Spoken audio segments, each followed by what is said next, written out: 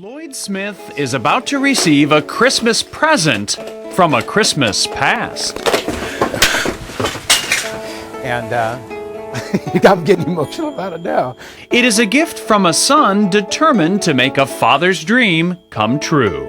So it's an idea I've had and kind of a dream I've had for, I don't know, probably about 10 years or so now.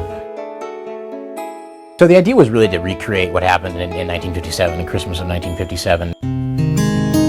In 1957, Keith's grandparents surprised sons Lloyd and Larry with a brand new 57 Chevy, a car those boys simply loved. That became such an integral part of our life because I taught my wife how to drive in that car. We dated in that car. My brother and I went everywhere together. We went to college together in it. We traveled in it. So for 9 years, that was such a part of our life. Lloyd and brother Larry sold the car in 1966, and for years, Lloyd told Keith and the rest of the family selling that car was the biggest mistake he'd ever made. On my office wall was always hanging the picture of this Chevy.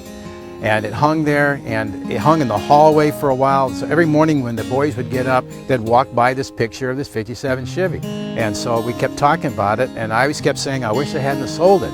It was something that, in fact, as we joked in the family, we could never get him to shut up about, actually.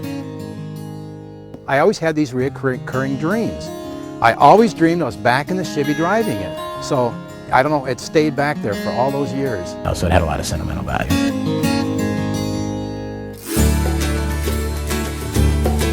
So Keith decides he's going to make Dad's dream come true. He searches the internet for a 57 Chevy like the one Dad sold. He finds one, has it repainted and refurbished to look like Dad's, just in time for Christmas. So why did you go to all this trouble and expense? Dad's a great dad, I guess. He's absolutely been, he's a guy who sacrificed everything for me and would do anything for me. So it was just one of those things that being a pain in the neck son for so many years through high school and everything else, and giving him so much heartburn that maybe it was time I give a little bit back. Hang out because it may take us half an hour to do some stuff. With the car safely hidden from view Christmas morning, it says surprise look further. Lloyd opens a bunch of phony presents containing nothing but messages. This is shades of 1957. Keith had heard the stories about how in 1957 his grandparents, sitting right there next to his dad today, had Lloyd and Larry open a bunch of phony gifts before giving them a box with the Chevy's keys inside. Let's go up on the hill. Let's go out of the deck. Remember, Dad, you said the biggest mistake you ever made? I know what it is. I'm the biggest mistake.